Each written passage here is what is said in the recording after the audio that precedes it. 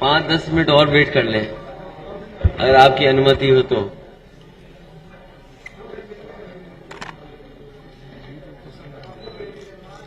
नहीं, मौसम की वजह से ये सब कुछ हुआ। हाँ, हमें भी बाई रोड ही आना पड़ा। ठंडा हो गया ये जो गर्मी वालों को ठंडा करने के लिए। हाँ? जिन्होंने कहा कि गर्मी है,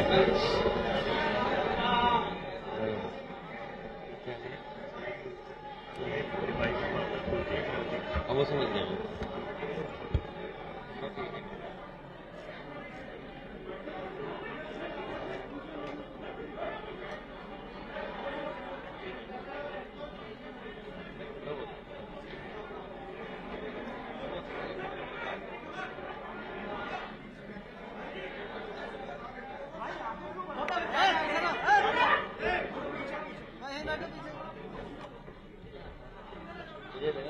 आप घुसे, मैं उठा।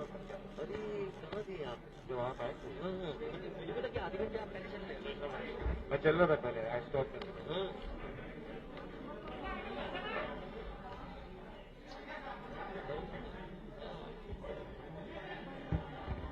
सभी पत्रकार बंधुओं को नमस्कार। आज की वार्ता शुरू करने से पहले उपस्थित सभी समाजवादी पार्टी और राष्ट्रीय लोकदल गठबंधन के जिम्मेदार साथियों की ओर से, माननीय अखिलेश यादव जी की तरफ से, सभी उम्मीदवारों की तरफ से, जो हाल में बुलंदशहर में जो घटना घटित हुई है, जिस तरह हाथरस में एक पीड़ित परिवार को न्याय दिलाने के बजाय जिस तरह सरकारी तंत्र उनकी न्याय की गुहार की आवाज को दबाने में जुटा था, एक हृदय विदारक घटना यहां बीती है।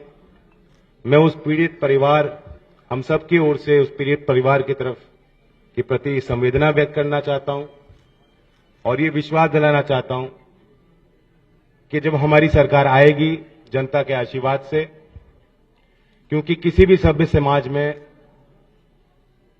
जीरो टॉलरेंस होना चाहिए ऐसे जघन्य अपराधों के लिए, और ऐसे जघन्य अपराध रचने वालों को सख्त से सख्त कानूनी सजा मिलनी चाहिए। तो ये विश्वास दिलाता हूं कि जब सरकार आएगी और हम जिस तरह का परिवर्तन लाना चाहते हैं, जिस तरह की व्यवस्था, जिस तरह की गवर्नेंस, सुशासन जनता को देना चाहते हैं, कि महिला सुरक्षा पर बड़ी पहल कर कर उत्तर प्रदेश में व्यावहारिक परिवर्तन हम लाएंगे।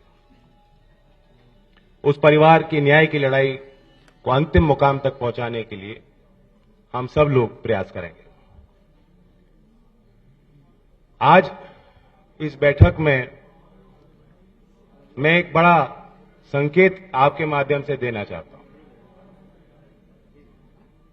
लोग जो सत्ताधारी हैं वो कोशिश कर रहे हैं कि किसी तरह जो एकता हमारे बीच की बनी है, जिस तरह से किसान कौम, कमेरा वर्ग, सभी जाति और धर्म के लोग और खासतौर से नौजवान बड़ी उम्मीद के साथ गठबंधन के प्रति हमारे इस कारवां में साथ चल रहे हैं, जुड़ रहे हैं,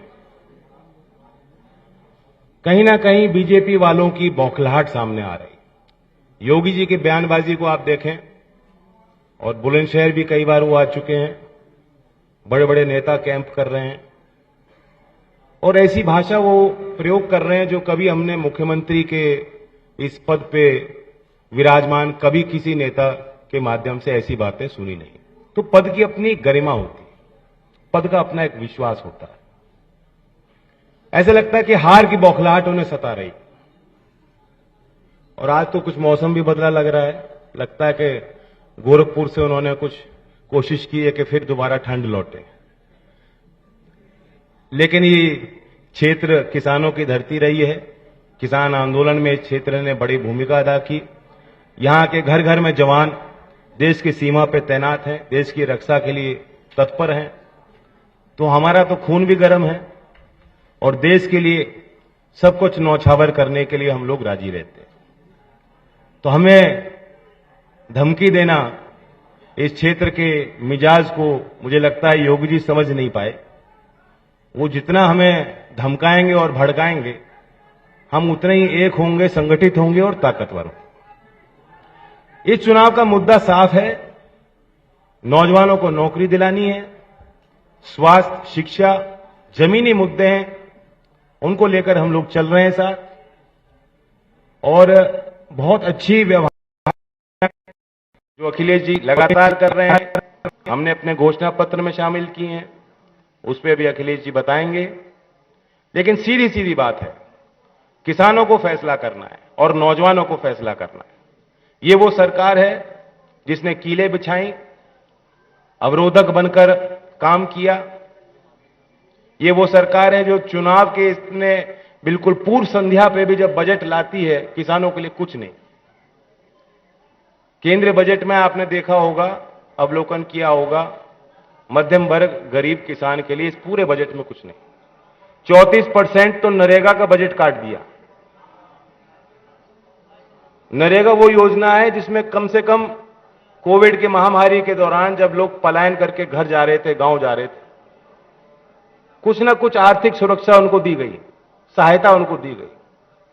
और 34% उस योजना का बजट काट दिया। एक भी बार वित्त मंत्री ने उस योजना का जिक्र अपने भाषण में नहीं किया। और शायद जब से निर्मला सीतारमण जी वित्त मंत्री बनी है, हालांकि उनका बजट भाषण जो है वो मुझे लगता है पीएमओ ज्यादा लिखता है, वो खुद तय नहीं करती। शायद जितने बजट भाषण दिए उन्होंने एक ही बार नरेगा योजना का जिक्र किया। तो उस गरीब वर्ग को उसके उत्थान के लिए हम फैसले लेगी और किसान को सम्मान मिले, सही समय पर भुगतान गन्ने की खेती कर रहे किसानों को मिले और कानून की व्यवस्था सख्त हो। इस ओर हमने बड़ा संकल्प लिया है। मैं फिर दोबारा स्वागत करता हूं अखिलेश जी का और मैं उनको आमंत्रित करता हूं कि आगे की जो है व्यवस्था वो देखें।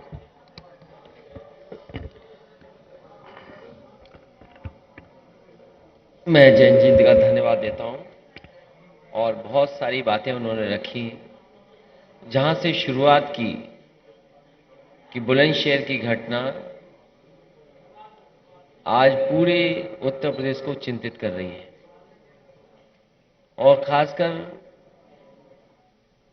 बेटियां, बहन ये सोच रहे हैं कि लगातार सरकार ने ये कहा कि कोई भी बेटी अगर 12 बजे भी घूमना चाहेगी तो कहीं उसके साथ कोई घटना नहीं होगी। और सरकार के केवल मुख्यमंत्री नहीं बल्कि दिल्ली से गृह मंत्री से लेकर के जितने भी सरकार के लोग हैं, ये बताने में कहीं चूक नहीं कर रहे हैं कि कानून व्यवस्था आज उत्तर प्रदेश में सबसे आगे है। लेकिन लगातार जो घटनाएं हो रही हैं और आपके जिले में जो घटना हुई है वो हाथरस की घटना को याद दिलाता है। हाथरस की बहन के साथ जो हुआ, उसके परिवार के लोग चाहते थे कि अंतिम संस्कार उनकी मर्जी से हो जाए, लेकिन सरकार ने उसकी परवाह नहीं की। और वहीं बुलंदशहर में इतनी निंदनीय घटना हुई है, जघन्य अपराध हुआ है, अभी भी अपराधी घूम रहे हैं। अभी भी सरकार उस परिवार की मदद के लिए आगे नहीं आई है। दोषी कब पकड़े जाएंगे? हम यहां बैठे हमारे गठबंधन की तरफ से यही कहेंगे सरकार को कि दोषी जल्दी से जल्दी पकड़ें और कड़ी से कड़ी कार्रवाई हो। और जो सरकार आज मदद कर सकती है, सरकार मदद करने के लिए आगे आए। और जहां ये दावा करती है सरकार कि उसकी सरकार में बेटियां सुरक्षित हैं, कहीं कोई अपराध नहीं हो रहा है, कम से कम अब झूठ ना बोलना सरकार बंद कर दे। और अगर हम आंकड़े देखते हैं तो बड़े पैमाने पर ऐसी घटनाएं उत्तर प्रदेश में हो रही हैं और आंकड़ों में भी कई प्रदेशों को उत्तर प्रदेश ने पीछे छोड़ा हुआ है। जो सबसे अच्छी योजना थी पुलिस रिस्पांस सिस्टम डायल 100, नाम बदल करके 112 उसको कबाड़ा कर दिया, बर्बाद कर दिया। मैं आज भरोसा दिला सकता हूं, मैंने कल भी कहा कि पहले यह तय था कि 10 और 12 15 मिनट में पुलिस पहुंच जाए मौके पर, और इसको धीमे धीमे और अच्छा करना था जिससे कि कम समय में पुलिस पहुंच जाए। समाजवादी सरकार और आरएलडी के गठबंधन की सरकार, सहयोगी दलों की सरकार बनती है तो भरोसा दिला सकते हैं कि चाहे गाड़ियां बढ़ानी पड़े और बेटियों बहन के लिए जिस तरीके से 1090 पावर वुमेन लाइन बनाई गई थी, अगर स्ट्रक्चरली चेंज करके बेटियों की सुरक्षा के लिए डायल 100 डायल 112 में ही कोई व्यवस्था करनी पड़ेगी तो की जाएगी, और वहीं गाड़ियों की संख्या विशेष बढ़ा करके सुरक्षा का माहौल बनाने का काम ये दोनों गठबंधन के लोग करेंगे। इधर मुख्यमंत्री जी की जो भाषा बदली है,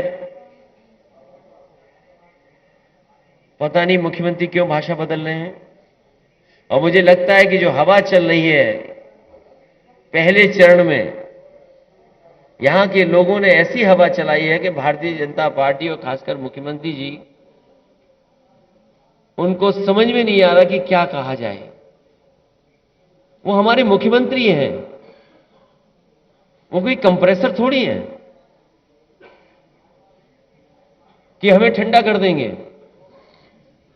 हमारे बहुत सारे लोग हैं, जानते होंगे, फ्रिज में ठंडी चीज रखने के लिए कंप्रेसर होता है। कंप्रेसर खराब हो जाए तो क्या मुख्यमंत्री जी हमारे कंप्रेसर हैं? और जो लोग कह रहे हैं गर्मी की बात कर रहे हैं, हम उन्हें भरोसा दिलाना चाहते हैं कि गठबंधन की सरकार बनेगी तो भर्ती दी जाएगी, भर्ती खोली जाएगी। गर्मी नहीं, भर्ती। नौजवानों को भर्ती के लिए उन्हें देने का काम, उनको नौकरी देने का काम गठबंधन में होगा। और जिस तरीके से सरकार ने नौकरियां छीनी हैं, रोजगार छीने हैं, इस बार हर यूथ अपने बूथ पर भारतीय जनता पार्टी को हराने का काम करेगा। हमारे किसान दुखी हैं कि इस बजट में भी उनके साथ धोखा हो गया। ये बजट तो ऐसा आया है कि गरीब को महसूस ही नहीं हो रहा कि कोई बजट आया है, और सरकार कह रही कि अमृत बजट है। अगर ये अमृत बजट है तो इससे पहले क्या सब जहर वाले बजट थे? अगर ये अमृत बजट है भारतीय जनता पार्टी का, तो पिछले जितने भी बजट थे वो जहर वाले बजट थे क्या? और सुना है कि डायमंड सस्ता हो जाएगा। तो देखो गरीबों का कितना ख्याल रखा है इन्होंने। भारतीय जनता पार्टी कहती है इस बजट के बाद डायमंड सस्ता हो जाएगा, तो सोचो गरीब का कितना ख्याल रखा गया है। और जूते चप्पल सस्ते होने जा रहे हैं। ये देखो सरकार कितना ख्याल रख रही है। अपनी गलत नीतियों के कारण बड़े बड़े कारखाने बेच करके, बड़े बड़े उद्योग बेच करके, कोविड के समय न मदद कर करके सभी उद्योग कारखानों को चौपट कर दिया। तो लोग और नौजवानों के खासकर जूते चप्पल ही तो घिस रहे हैं अपने भाग्य को बनाने के लिए। ये सरकार किसानों की सरकार नहीं है। जहां आय दोगुनी की बात की, आज कमाई आधी हो गई है और लगातार सरकार ने महंगाई बढ़ाई है। डीजल पेट्रोल की कीमत कहां पहुंच गई, और किसान को जब सबसे ज्यादा जरूरत खाद की थी तो खाद नहीं दे पाई, किसी फसल की कीमत नहीं दे पाई सरकार।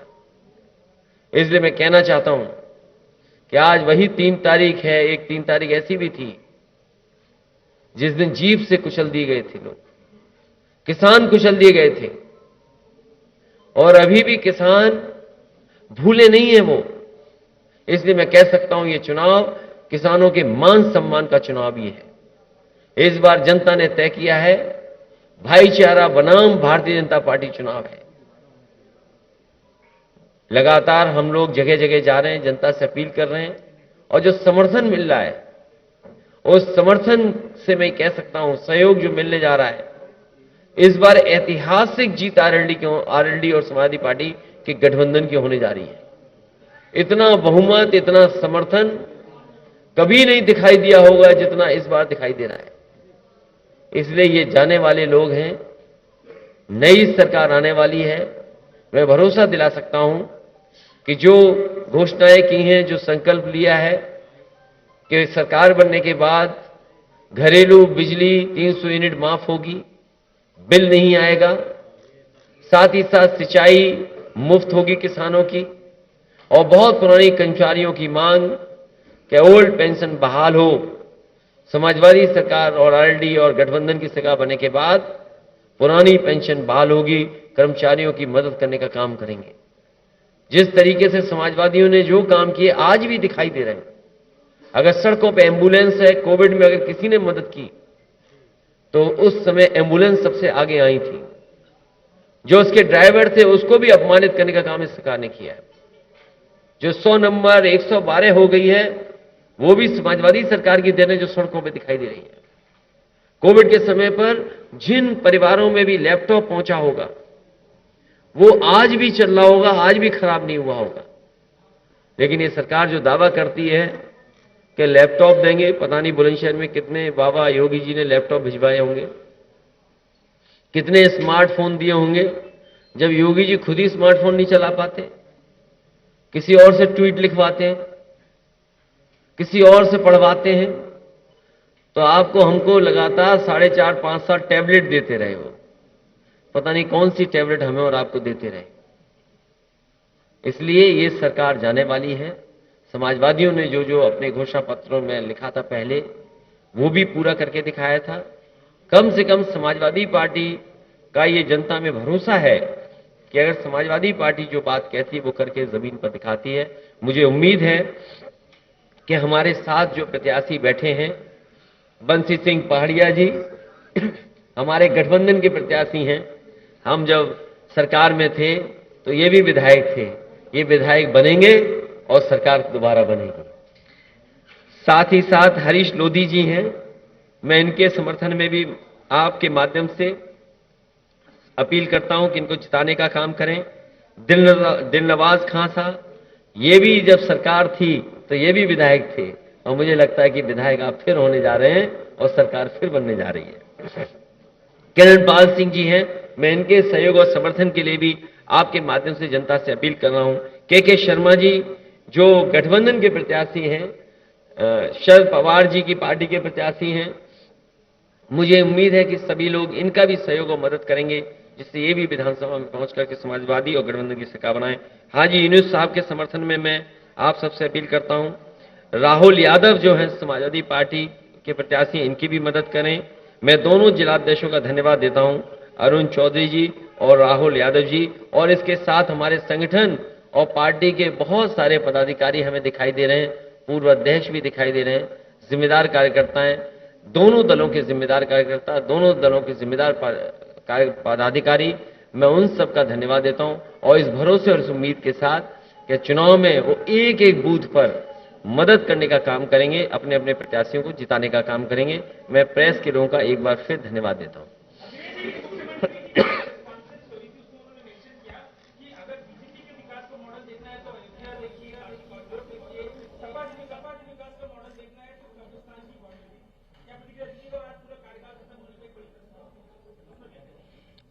देखिए, जहां मुख्यमंत्री जी रहते हैं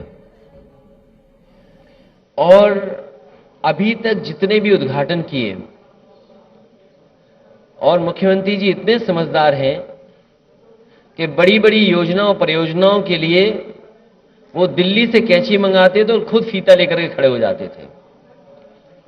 इस सरकार का, मौजूद सरकार का सबसे बड़ा प्रोजेक्ट, अगर सरकार के बजट का हम माने तो वो पूर्वांचल एक्सप्रेसवे है। समाजवादियों का विजन नहीं होता तो शायद ऐसा एक्सप्रेसवे उत्तर प्रदेश को नहीं मिलता। मैं राइडिंग क्वालिटी देख करके आ रहा हूं, पेरिफेरल रोड की भी और एनएचआई की बनी हुई सड़क का भी। आप उन एक्सप्रेसवेज पर चलें और 120 की रफ्तार से चलें, हाथ में कप ले लें, चाय पीते हुए चले जाएंगे। लेकिन अगर आप यहां के जो बने हुए भारतीय जनता पार्टी के सड़कें हैं, इनकी राइडिंग क्वालिटी ऐसी है कि अगर आप 40 से ऊपर 60 गए नहीं कि आपका पेट दर्द और कमर दर्द हो जाएगा। जहां पर मुख्यमंत्री जी बैठते हैं वो लोक भवन समाजवादियों का बनवाया हुआ है। जिस सोफे में वो तस्वीर आती है कभी कभी, वो समाजवादी सरकार का खरीदा हुआ है। जिस हेलीकॉप्टर से वो उत्तर प्रदेश का बहुत दौरा करते थे, वो समाजवादी सरकार में लिया गया है। जिस गाड़ी में वो लखनऊ में चलते हैं, जो आर्मर्ड है, उसको भी समाजवादी सरकार में लिया हुआ है। वो दिन रात समाजवादी मॉडल को ही देखते हैं, उनके पास कोई मॉडल नहीं है। जो गुजराती मॉडल था वो धोखा का मॉडल था, वो भ्रम का मॉडल था। लोगों ने देखा जब विज्ञापन आया जेवर के एयरपोर्ट का, तो चीन का एयरपोर्ट की तस्वीर थी। फ्लाईओवर दिखाना था तो बंगाल का फ्लाईओवर दिखाया, कारखाना दिखाना पड़ा तो अमेरिका से कारखाना ले आए। तो इनसे ज्यादा झूठ कोई बोल नहीं सकता। और इस बार मैं कह सकता हूं कि बुल और बुलडोजर का उत्तर प्रदेश से पता नहीं लगेगा।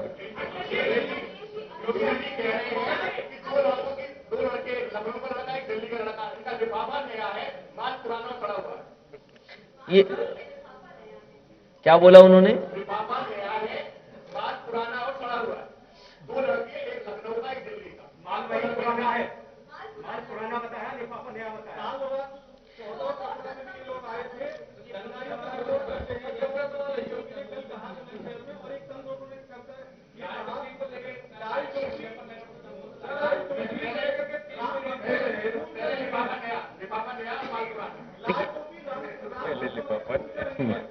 देखिए, मुख्यमंत्री जी कुछ भी कह सकते हैं। जिनको भारतीय जनता पार्टी ने पैदल कर दिया, किसने नहीं देखा कि दिल्ली वाले 4 पहिए की गाड़ी में जा रहे थे, उन्हें पैदल पैदल कर दिया था। और ये भारतीय जनता पार्टी के सदस्य नहीं है, टिकट मांग रहे थे। एक बात तो तय है, इस बार बाबा मुख्यमंत्री जी नहीं बनने जा रहे। उन्हें अपनी चिंता करनी चाहिए। हम 2 नौजवान वो लोग हैं जिनको विरासत में किसानों की लड़ाई मिली है। हम लोग किसानों का संघर्ष कर रहे हैं। आप चौधरी चरण सिंह जी की विरासत को आगे बढ़ाना चाहते हैं, वो इसलिए कि किसान की अगर किसी ने लड़ाई सबसे पहले लड़ी तो चौधरी चरण सिंह जी ने। उन्हें आर्थिक रूप से कैसे मजबूत करें। और फिर हम समाजवादी लोग हैं, आप आरएलडी हैं, उन्हें दुख इसी बात का है कि दोनों साथ क्यों हैं। दोनों उनका सुपड़ा साफ कर रहे हैं। जिस इलाके से उन्हें बहुत घमंड था, उस इलाके में इस बार भारतीय जनता पार्टी का सफाया होने जा रहा है। सर, बजट को समझाने के लिए सांसद जाएंगे घर घर, तो बजट इस बार का कितना हार्ड हो गया, घर घर जाने की जरूरत नहीं, अगर डायमंड सस्ता हो जाएगा तो देखिए किसानों के लिए कितनी बड़ी बात की, गरीबों के लिए कितनी बड़ी बात की। डायमंड सस्ता, जो बजट दिल्ली का जाने कितने लाख करोड़ का पास हुआ हो, बुलंदशहर के किसी किसान को खाद नहीं मिली, तो काहे का बजट है वो? उसकी दीवार बना रहे हैं। हाँ?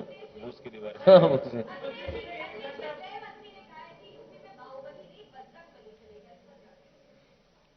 इसमें कौन खराब बात है? हमारे गांव में देखाओ, इतने बड़े बजरंगबली खड़े, और अगर इतने बड़े बजरंगबली उनके घर में गांव में खड़े हो तो बता दो आप। सवाल वो नहीं है, सवाल ये कि किसानों को खाद मिलेगी कि नहीं मिलेगी। आपने कहा आय दोगुनी हो जाएगी किसानों की, आज भी आय दोगुनी नहीं है।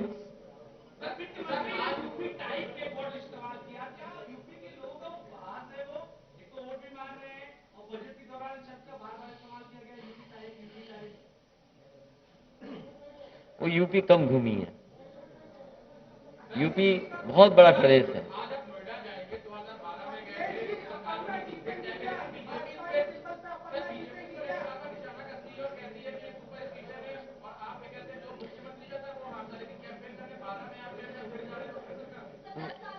नहीं, सुपरस्टिशन ये है, अंधविश्वास ये है, धारणा ये है, लेकिन धारणा हमेशा तोड़ी गई है। लेकिन एक धारणा ये भी है कि जो नोएडा जाता है उसकी भी सरकार बनती है। मैं 2011 में अपनी साइकिल की यात्रा वहीं से शुरू की थी और सरकार बनाई थी। इस बार भी मैं नोएडा में इसीलिए जा रहा हूं कि आने वाले समय में सरकार बनानी है। 11 11 मैं पार्टी गए थे, दोनों पार्टी के संगठन के लोग हुए हैं और जरूरत पड़ने पे परिवार की दोनों संगठन के लोग मदद करेंगे। महाराष्ट्र की पार्टी है और अनूप शहर में से विधानसभा से के शर्मा को आपने खड़ा किया है, तो क्या लगता है महाराष्ट्र की पार्टी यहाँ जगह बना पाएंगे? ये गठबंधन के प्रत्याशी हैं, समाजवादी पार्टी, आरएलडी और एनसीपी के प्रत्याशी हैं, जगह नहीं जीत के जा रहे हैं। सर रिपोर्ट कार्ड उनकी 1 घंटा 22 मिनट बोला है, उनके रिपोर्ट कार्ड को जो पूरा पार्षद का कार्यकर्ता आप कैसे देखते हैं? बार-बार बातें मुद्दे लेकर आते हैं। आप ये बताइए, 1 घंटा 22 मिनट अगर कोई बोला है तो क्या उन्होंने अपना संकल्प पत्र पढ़ा होगा? जिस संकल्प पत्र में पहले पन्ने पर यह लिखा गया है, पहला संकल्प यह है कि किसानों की आय 2022 तक दोगुनी हो जाएगी। क्या आज किसानों की आय दोगुनी हो गई? जो लाखों लाख परिवार परेशान हुए लॉकडाउन के समय पर, पैदल पैदल चल करके गए, इसी सड़क से न जाने कितने मजदूर चले गए होंगे, घर पहुंचे होंगे। आज इनके पास झूठ बोलने के लिए भोंपू तो हैं जो प्रचार के लिए निकल पड़े हैं, लेकिन क्या उस समय मजदूरों की मदद के लिए इनके पास गाड़ियां नहीं थी? आज झूठ बोलने के लिए इनके भोंपू जा रहे हैं हर गांव में, दावा कर रहे हैं कि इतनी वर्चुअल रैली करेंगे। एक पार्टी जो वर्चुअल रैली कर रही है, इतना संसाधन है उसके पास, क्या सरकार के संसाधन नहीं लग सकते थे जब मजदूरों को अब उनकी जरूरत थी घर पहुंचने की? इनकी कोई उपलब्धि नहीं है, केवल उपलब्धि है झूठ बोलना, और जो जितना बड़ा भारतीय जनता पार्टी में नेता है उतना ही बड़ा झूठ सुन लो उससे।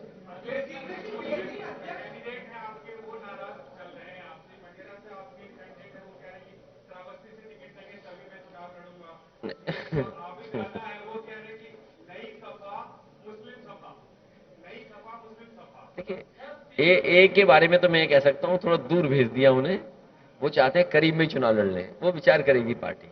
टिकट तो नहीं काटी उनकी। सर आपकी पार्टी को योगी जी तमंचावादी पार्टी कहती है और साथ ही ये कहती है अलीगढ़ में हम डिफेंस कॉरिडोर बना रहे हैं और वहां का जो तोप का गोला छूटेगा वो सीधा पाकिस्तान में बर्बादी करेगा और हिंदुस्तान को उसमें खुशहाली आएगी। तो कैसी खुशहाली आएगी? क्या किसने कहा? किसने? योगी जी ने कहा था कि हम अरे तुम उनकी बात मान ली है कि तोप बन गई? अरे भाई पत्रकार साथी, योगी जी की बात मानने लगोगे तो न जाने कहां चले जाओगे तुम। उन्होंने कहा तोप बनेगी, बन गई क्या लीड में तोप? हमारे यहां कह रहे थे झांसी में मिसाइल बनेगी, झांसी वाले आज भी इंतजार कर रहे हैं कि मिसाइल कब बनेगी। जमीन ले ली, बाउंड्री, जमीन नहीं ली गई, बाउंड्री तक नहीं बनी, और आप इनकी बातों का भरोसा मान रहे हो। अरे इनसे कहो कि भाई बुल हटा दो सड़क से। मिसाल के तौर पे बन गई और वहां तोप का गोला छूट गया, तो खुशहाली कैसे इंडिया में आएगी ये बताइए? उनका क्या फार्मूला है?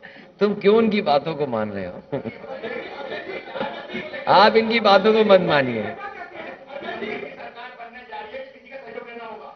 अरे गठबंधन ही तो सहयोग है एक दूसरे का, नहीं इसके अलावा जरूरत नहीं पड़ेगी।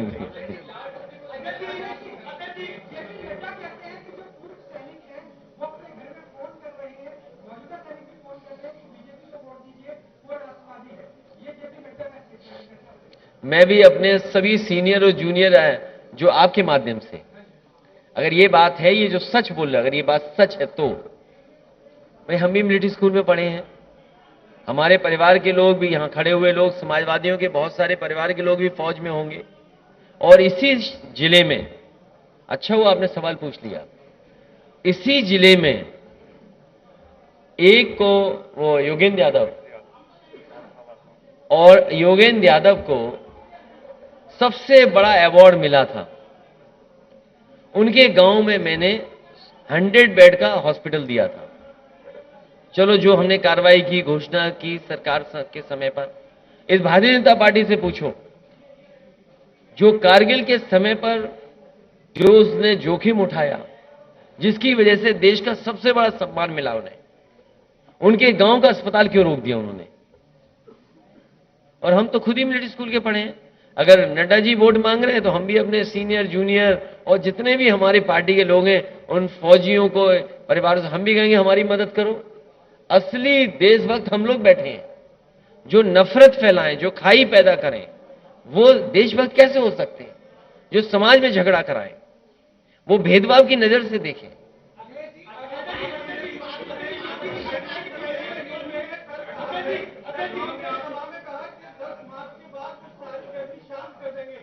तो वो कोई कंप्रेसर है क्या? जैसे आप फ्रिज है घर में, कंप्रेसर खराब हो जाए तो गर्म हो जाएगा, कोई मतलब नहीं। तो क्या मुख्यमंत्री जी कंप्रेसर हैं?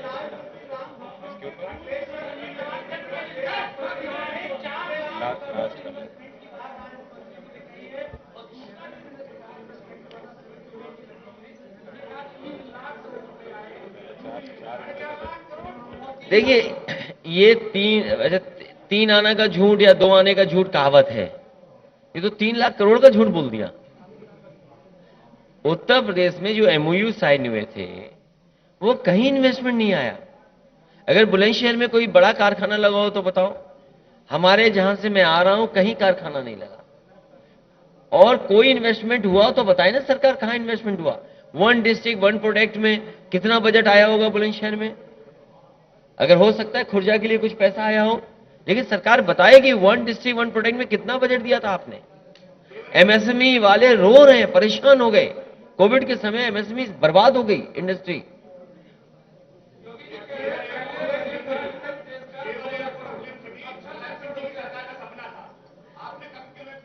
नहीं, हाँ, ये मैं इस पत्रकार साथी का धन्यवाद देता हूं कि इन्होंने जो बात की है, जेवर बहुत पुरानी परियोजना है। समय पे सरकारें आई, उन्होंने उस परियोजना को आगे बढ़ाया और बीच में बहुजन समाज पार्टी की सरकार उस समय भी बहुत आगे बढ़ा।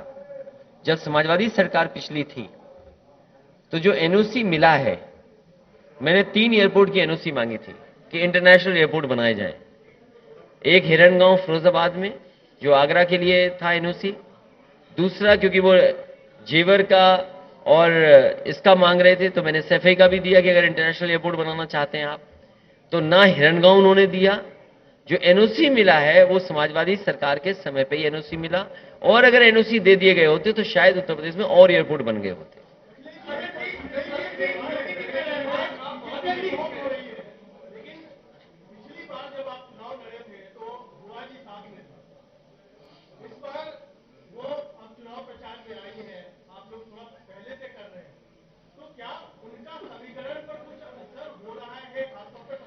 मैंने तो कहा है कि समाजवादियों के साथ अंबेडकरवादी भी साथ आए, क्योंकि संविधान बचाना है, लोकतंत्र बचाना है।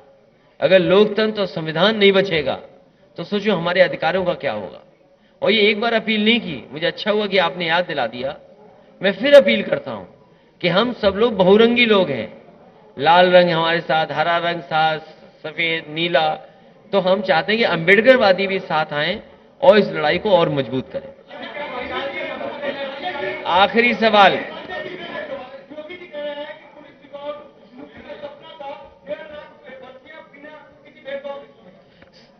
आने वाले समय में भर्तियां और बड़े पैमाने पर होंगी। जो फौज की भर्ती थी, रुकी पड़ी है, बहुत वर्षों से नहीं हुई है, उसको भी आगे बढ़ाने का काम करेंगे। और जितने भी रिक्त पद हैं सरकार में, लगभग 11 लाख रिक्त पद हैं सरकारी, वो खाली हैं। वो आखिरकार सरकार ने क्यों नहीं भरे? तो कहीं ना कहीं जितने भी सरकारी रिक्त पद हैं उनको भरा जाएगा समाजवादी सरकार में।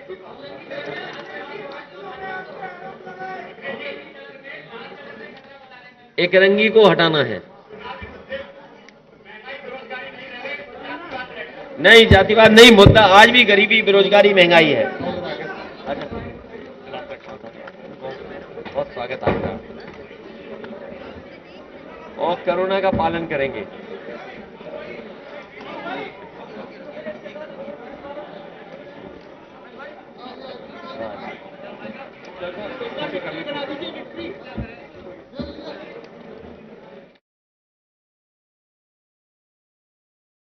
अपने उत्तर प्रदेश का